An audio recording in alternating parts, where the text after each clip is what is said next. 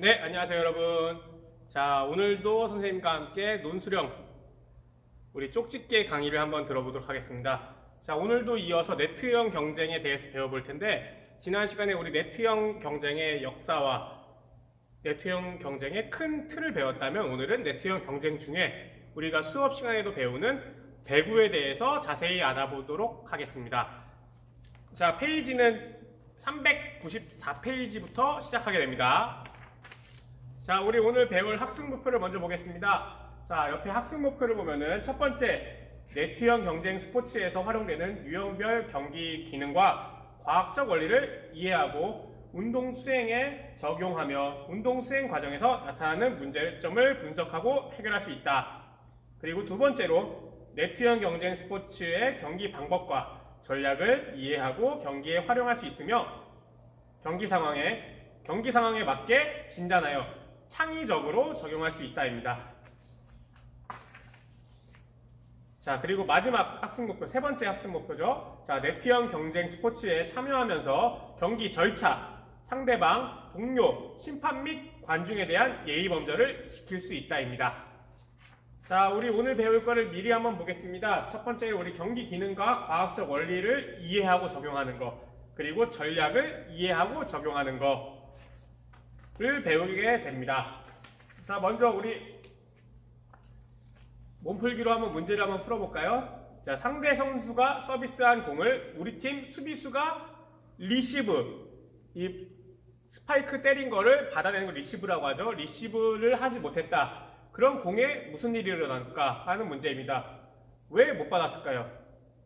공이 단지 세서만이 아니라 이제 공이 회전을 어떻게 주느냐에 따라서 공의 속도, 낙하 지점이 달라지니까 리시브 하기가 어려워지게 되는 겁니다. 자, 우리 다음 봐볼까요? 자, 배구를 간단히 크게 이해를 해보겠습니다. 이 배구는 프로 배구를 기준으로 하는 거고요. 자, 보면은 배구는 6명이 한 팀을 이루는 경기고요. 그 다음 상대팀과 신체 접촉 없이 다양한 공격 방법으로 상대방 코트에 넘겨 득점을 하는 경기입니다. 이거는 배구뿐만 아니라 모든 네트 스포츠에서 다 똑같이 신체 접촉 없이 하는 경기입니다. 자, 그 다음 스파이크, 리시브 등의 기능을 익히는 과정에서 유연성, 순발력, 민첩성 등을 체력을 향상시킬 수 있습니다. 마지막으로 동료 간의 협동심, 책임감 등을 기르고 운동 예절을 익힐 수 있습니다. 자, 경기 방법을 한번 보겠습니다. 밑에 보면 경기장이 보이죠? 이렇게. 자, 경기 인원은 6명 이상입니다. 근데 이제 아마추어 배구 같은 경우는 9인제 경기를 하게 되죠. 근데 이제 프로, 국제 경기는 6명이서 하게 되고요. 자, 6명의 선수와 6명의 교체 선수, 총 12명이 경기를 하게 됩니다. 그리고 한 세트의 교체 선수는 6번까지 가능합니다. 6회까지. 다 666이에요. 자, 경기 방법 한번 보겠습니다. 경기의 승패는 5세트를 기준으로 3세트를 먼저 이기는 팀이 이기게 됩니다. 자, 각 세트에서 21점을 프로팀으로 하고요. 지금 마지막 세트만 25점 하고, 이제 중학생 경기 같은 경우는 3세트 중에 2세트를 이기는 거고, 그리고 이게 이제 네트 스포츠에는 듀스라는 게 있어요. 만약에 25점까지 하면 24대 24가 됐을 경우는 똑같이 득점이 똑같고 마지막 다 1점이 남았을 경우에는 상대팀보다 2점 차이를 먼저 내는 팀이 승리하게 되는 거예요. 만약에 다시 한 팀이 24대 24였는데 한 팀이 먼저 점수를 해서 25점이 됐어요. 근데 다른 팀이 다시 따라와서 25점이 됐으면 또 듀스로 다시 또 2점 차이를 먼저 내야 돼요. 계속. 그러니까 만약에 27대 25가 되면 경기가 끝나게 되는 겁니다. 듀스도 잘 기억하고 계세요. 자, 경기 방법은 코트 교대는 매 세트마다 하게 되고요. 세트 스코어가 2대인 경우 마지막 세트에서는 한 팀이 8점을 냈을 때 코트를 교대하게 됩니다. 네, 서비스권 같은 경우는 서비스로 득점을 하면은 같은 선수가 계속 서브를 하게 돼요. 서비스를 하게 돼요. 자, 리시브 한 팀이 득점을 하면은 서비스권을 가져오고 그 팀 선수는 시계 방향으로 한 자리씩 이동하게 됩니다. 자, 경기 규칙, 서비스 규칙 먼저 알아보겠습니다. 자, 주심이 신호한 뒤 8초 안에 해야 돼요. 이거 촉진룰이라서 8초 안에 해야 되고, 시계 방향의 회전 순서에 따라서 서비스를 계속 이어나가야 됩니다. 그리고 서비스는 블로킹을 할 수가 없어요. 그냥 서브를 하면 리시브부터 시작을 해야 됩니다. 자, 득점 같은 경우는 어떻게 하면 배구의 득점이 되냐? 자, 첫 번째. 자, 봐보세요. 첫 번째. 상대팀 코트 안에 공이 떨어졌을 때, 코트 바닥에 공이 떨어졌을 때. 자, 두 번째. 상대팀이 반칙을 했을 때, 블로킹을 하다가 네트에 걸리거나, 아니면은 리베로가 공격을 하려고 들어오거나 그런 경우고요. 그리고 마지막 상대팀이 벌칙을 받은 경우 똑같은 얘기겠죠. 자, 실점하게 되는 반칙, 아까 반칙 상대팀 실점을 하고 득점을 하게 되는 원인들 중에 반칙이 있었죠. 그거에 대한 내용을 알아보도록 하겠습니다. 첫 번째, 상대편이 공을 넘기기 전에 4번을 치는 경우예요. 상대방한테 네트에 넘겨줄 때는 3번까지 쳐서 넘길 수가 있어요. 4번째부터는 포이치라고 상대방한테 득점이 되는 겁니다. 자, 두 번째, 로테이션 순서에 따르지 않고 서브를 한 경우입니다. 이건 로테이션 반칙이에요. 로테이션은 시계 방향으로 돈다고 했습니다. 자, 세 번째, 서비스하는 순간에 다른 선수가 정확한 위치에 있지 않는 선수들입니다. 이건 위치 위반이라고, 우리 아까 말했듯이 시계 방향으로 서 있다고 했죠. 서비스 할 땐 그 위치 그대로 서 있어야 됩니다. 이거는 위치 위반으로 실점을 하게 된 반칙입니다. 포이츠, 로테이션, 그리고 위치 반칙, 위치 위반 잘 기억해 두세요. 자, 심판의 수신호를 한번 보겠습니다. 자, 공을 보세요. 더블 콘택트. 첫 번째 더블 콘택트 보이죠? 더블 콘택트는 뭐냐면 한 선수가 연속으로 공을 2번 칠 수가 없어요. 한 번 치면은 우리 팀 다른 선수가 한 번을 공을 쳐야 돼요.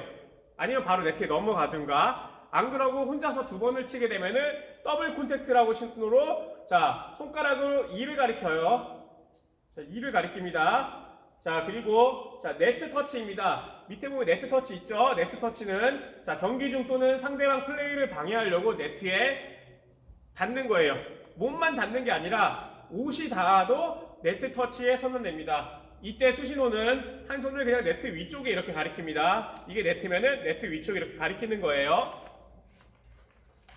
자, 그 다음, 자, 5번 네트를 보겠습니다. 5번 네트는 뭐냐면 공격하거나 수비할 때 신체가 네트를 넘어가는 거예요.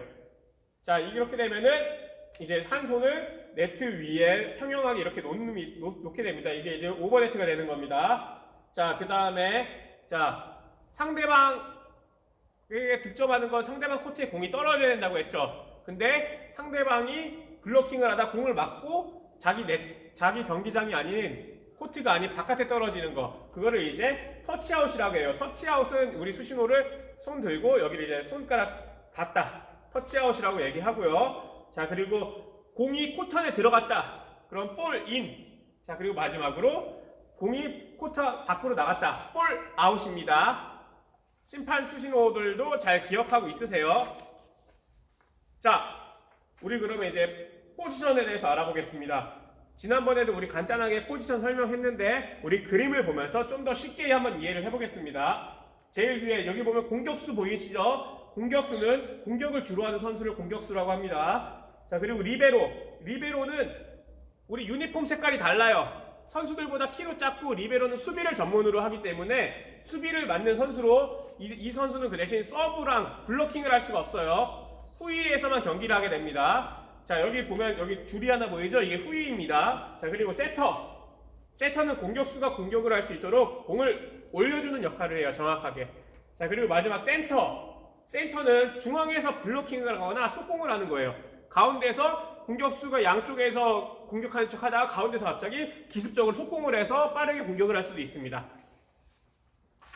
자, 6인제와 9인제 배구의 규칙에 대해서 한번 비교를 해보고 오늘 마무리 한번 해보겠습니다. 자, 6인제는 이제 프로 경기 국제룰에서 많이 하고 9인제는 아마추어에서 많이 하는 경기고요. 학생들은 9인제 경기를 많이 하게 됩니다. 자, 6인제는 세트가 바뀌면은 서브 순서가 바뀌게 되고요. 블로킹은 전위 선수만 가능합니다. 근데 9인제는 서브 순서는 처음부터 끝까지 순서는 유지가 돼요. 로테이션이 바뀌거나 뭐하고 그런 거 없어요. 그냥 순서는 그대로예요. 자, 그리고 블로킹 누구나 다 가능해요. 9인제에서 리베로가 딱히 존재하지 않습니다. 다 같이 가서 블로킹 해도 되고 다 같이 수비해도 되고 합니다. 자, 리베로 구인제 있다고 했죠? 없다고 했죠? 6인제는 있습니다. 자, 세트 점수는 25점입니다. 구인제는 21점이고요. 자, 로테이션은 아까 말한 것처럼 6인제는 있고 구인제는 없습니다. 자, 이렇게만 잘 기억하고요. 자, 오늘 우리 배운 것들 기억해야 될 거 많아요.